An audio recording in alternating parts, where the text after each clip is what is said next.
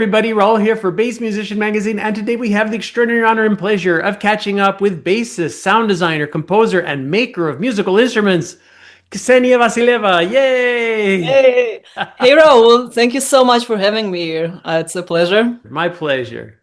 So, Ksenia, you've got so many things going on, but we like to go to the past. How did you get started in music and particularly on My bass? journey goes way back to when I was around 5 or 6, when I started playing classical piano as, Russian girl supposed to do this. And it was fun. By 10 I was playing with symphony orchestra in a little town in the south of Russia. Afterwards, I picked up a classical guitar and got inspired by rock and roll, and then at some point after graduating high school, I was listening to the music and I was like specifically focusing on the bass lines, but I wasn't sure what it is exactly. And then while I was getting my first degree in public relations, I met people who were hosting a music studio for the purposes of the university. And I got involved and they were like, "Oh, you want to play bass? Here is your bass, go practice, you need to do this and that." So that's how I started, just by listening to the music and really wanting to do this specific thing. And a lot of people helped me out along the way. And 3 years in, I was touring Europe with my first band, Wow. which was not going to lectures at all. But it was probably one of the most fun and cheering and happy time of my life. The first touring experience, it was incredible. Absolutely. Well, and it is kind of one of those journeys where you already knew how to read music. You had probably enough theory with the classical side of it. So it was just leaping to bass clef entirely for you. Now, you were playing, if I remember, in St. Petersburg Right, initially? correct. Okay. And then Yeah, from there, we fast forward to you came to the United States and went to Berkeley. yeah. So after St. Petersburg, I moved to Moscow because I felt I need to grow. That's where I got exposed to jazz and more advanced like pop artists. Was touring with pop artists, and I felt I want to move on. Hmm. Yeah, I went to Berkeley. I applied for fun. I was 100% sure I'm not gonna get in. Yeah. Then I got in and I got scholarship. I was very lucky, and I think, but partially because it's not that many people come from Russia because it's way too far, too expensive. And for me, it was literally a dream. And Yes. all my friends were like so supportive. Everybody was, I mean, not I don't want to say jealous, but very supportive and be like, "Man, you're the one who's gonna make it." And I felt this honor to going to Berkeley and really digging in and learning and meeting all these fantastic people. It was incredible. Absolutely. I Well, would say for the longest time, Berkeley's kind of had I'll say a reputation of being a little more jazz centric. They've expanded to a lot of other things. I know they have more of a hard rock and metal and all kinds of stuff that they do now. But more important than kind of the music is also the networking and camaraderie, all the people that you meet, and that expands your horizon. How was that experience? Oh, it was fantastic. I mean, especially with the teachers, because back home I would watch VHS cassettes of Victor Wooden and Steve Bailey, for example, and now I meet these people in person and we chat and they remember my name. That was the most fascinating moments because, and I could ask, any questions I wanted, and yeah, on the teacher side. And then I met incredible just students who would jam and like make up music Mhm. together. It was great. Yeah, networking is probably at least a half of Berkeley experience. Yes. And yes, you can learn anything. There are metal, jazz, world music. I got exposed to microtonal music, which was at some point I got really into it. All the Arabic maqams, and which are like quarter tones. Mhm. If you play on fretless, it was. I dedicated a lot of time to that. It was very, very much mind blowing. As you've again finished with Berkeley, some of the music I've been listening to, it sounds like you've got kind of a diversified portfolio. You've been playing with Camille Trust. That is kind of like almost, I'd say almost soul R&B kind of thrust. But then again, you've also played with Lincoln Goins, who is more fusion, kind of hardcore bass there. What are you doing musically currently? What are you involved in? I think I'm more gravitating to groovy music, hip hop, soul, R&B, funk, I don't know, pop, rock. Less of a jazz, although it's fun to play jazz sometimes, but I feel like it's my comfort zone to play soul music. That's what I enjoy the most. And I got, involved with this kind of people like Camille and a bunch of others, soul artists and hip hop. I work with street dancers and we make music on the fly, which is another side of incredible music New York scene, which is like making music on the fly and it's soul and hip hop and it's just happening at the moment. And I think this is the most fascinating thing for me to discover in New York because I've never encountered this before when it's just people get together and create.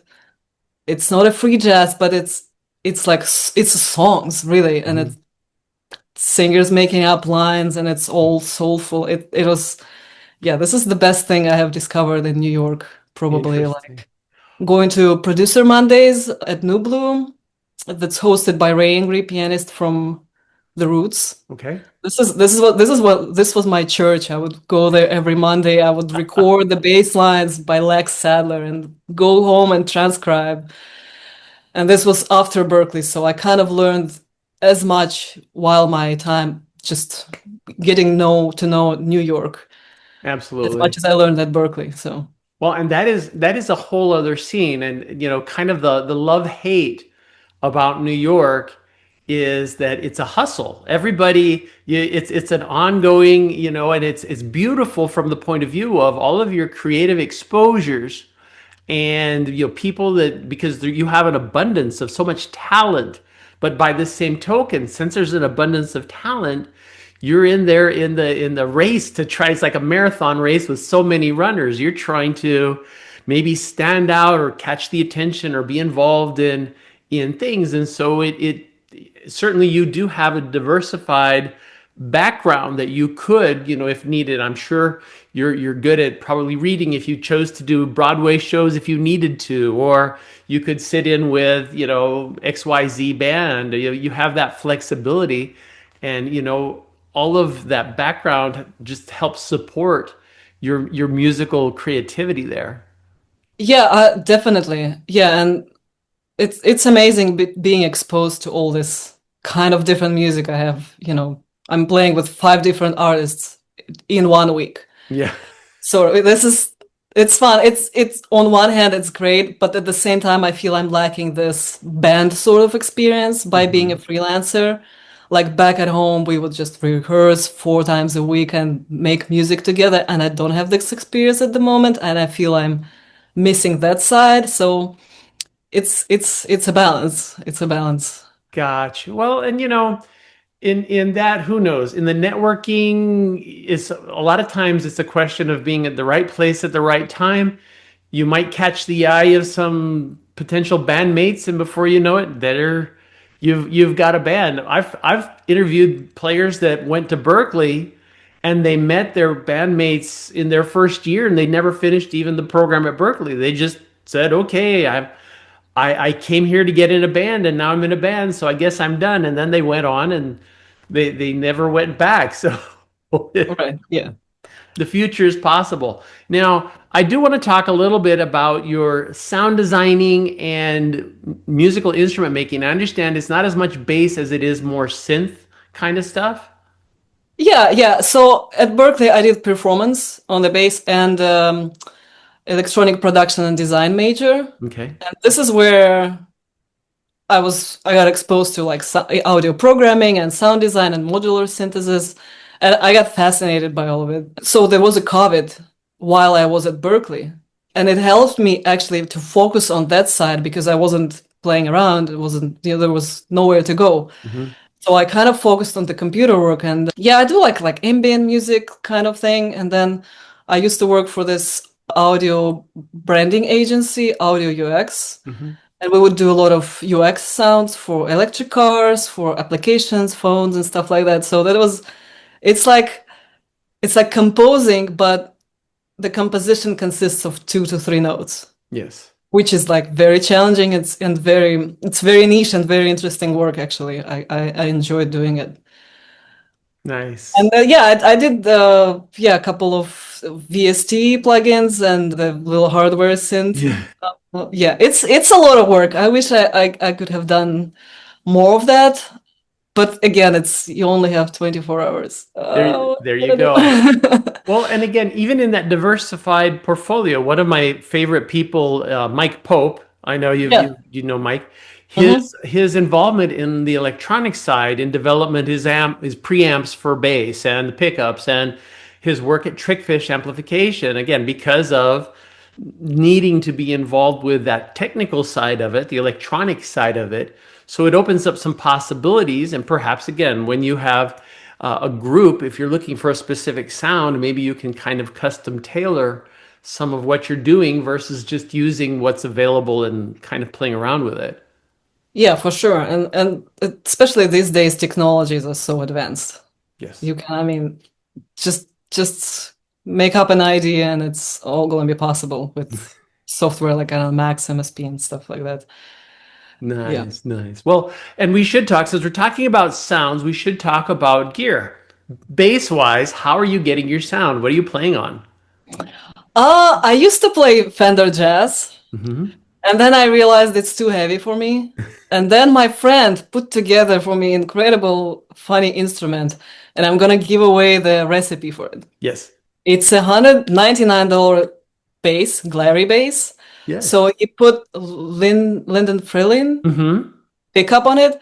It's short scale, super light, and it sounds great for the purpose of running around between rehearsals and little gigs. It's awesome. That's what I've been playing most of the time. I think it helps me to practice the skill of carrying the sound in the fingers rather than relying on the instrument. Because I mean, of course, it's never gonna sound like P bass made in like '66 or something. Yes. But it's an interesting challenge to make any instrument sound good and any amp sound good regardless. Hmm. Sort of, yeah, this is all for my gear. I mean, I use like octave pedal and a little preamp, but that's about it. Got you. Well, and especially if you're in New York, lugging around heavy amps and all kinds of stuff is not practical. Yeah. It's Yeah, not at all. Yeah. There we go. And on the Glary, it's very interesting you mentioned that because I actually had the opportunity to do a review on a Glary jazz bass. And you're very right. It's got a very low price point, but it basically had good bones. And so Hmm. structurally, lighter weight, which I did like. I've got a 5 string, and even the pickups it had stock weren't bad. Now I could see where you could do better with a Lindy Fralin or Hmm. Nordstrand or EMGs or something like that. But the significant change is actually it was very simple. Better strings. I put the strings it had were straight to the garbage can. Okay. Those could not do anything. But also just working a little of the detail on smoothing frets because some of the frets were a little sharp. Hmm. Oiling up the fretboard because I believe it's rosewood. I mean, it's a really nice material. The fact that it has a plastic nut didn't bother me. I don't find it to be a sonic issue too much. And so I'm kind of like, okay, well, and the other additional factor is that if something happens to it, you can replace that very easily Uh-huh. and cost effectively as compared to a specific, let's say you had a Michael Pope Federa or something. Then you'd Right. be like, oh my God, I need a guard for my bass because Exactly. something could happen. Yes. Right. Yeah, for sure. Yeah. I mean, for recordings, of course, I use my Fender. That sounds incredible. Yes. But yeah, riding around. Interesting that Glary bass actually sounds good with um, original pickups. I have never heard because I got this bass with already Yeah. with a new pickup, but interesting. Yeah. It Okay, was interesting, and it's a passive instrument, which is also kind right. of like okay, this is very simple. I know I do like active and passive, but when it comes down to it, they're very very functional. Maybe if I Uh, get curious someday, I'll change out the electronics, but for now, it's working just fine as it is, and the sound is decent. It has its own sound, but the weight factor is something that I think Fender has really never changed. I mean, I've picked up a lot of Fenders and I've always been impressed that they're heavy. And the older you get, that Yeah. is a big factor. And, you know, nerve Yeah. damage, Hmm. back pain, and if you're doing long gigs, you know, Yeah. it is something to be worried about. So as we look forward, because I'm sure again you've got so many possibilities ahead of you. What are your plans? What are you thinking of doing? I got asked many times to perform my solo electronic project. And this has been a journey because I've been going back and forth between, okay, should I use a looping pedal? Should I use an Ableton? What exactly should I use in terms of technology? Hmm. So that's been a journey for me to figure out because loopers are they're limiting your possibilities. Ableton is like you have a computer on the stage, which I don't like. So I'm still kind of searching for my sound, I guess, because I like this mix of electronics and the bass and maybe having a drummer. So this is kind of work in progress, Hmm. and that's what I'm most excited about. And other than that, just playing around New York, really, and getting all these amazing opportunities and meeting all these fantastic musicians, which I'm super grateful. And like, if you told me 10 years ago you're gonna be gigging around New York while I was back in Russia, I would be like, are you crazy? You never know what the So future maybe, holds. And if people want to know, because again, I do foresee there'll be some very interesting things. Who knows? Maybe you'll even join a band. Where would be the best place for people to look if they want to find out what you're up to? I guess Instagram. Also have website. Instagram is I have weird tag which I made up years ago and never changed, which is mrs.esper. Hmm. It's supposed to be very mysterious creature. And my website is ksenia.io, which I'm coding myself. That's why it's looking a little weird. Okay. But yeah, I got into programming at some point and I wanted to, HTML it Oh, myself. this that is a whole other rabbit hole, I tell you. Yeah, And yeah. you may be one of the very few people that has any interest in doing that I've spoken to. Okay. So many bass players are like, "Oh, no, it's a too technological. I'm going to delegate that to someone else." But anyway, Ksenia, we appreciate you taking time out of your schedule to share your journey, to talk to us about your music and your future projects.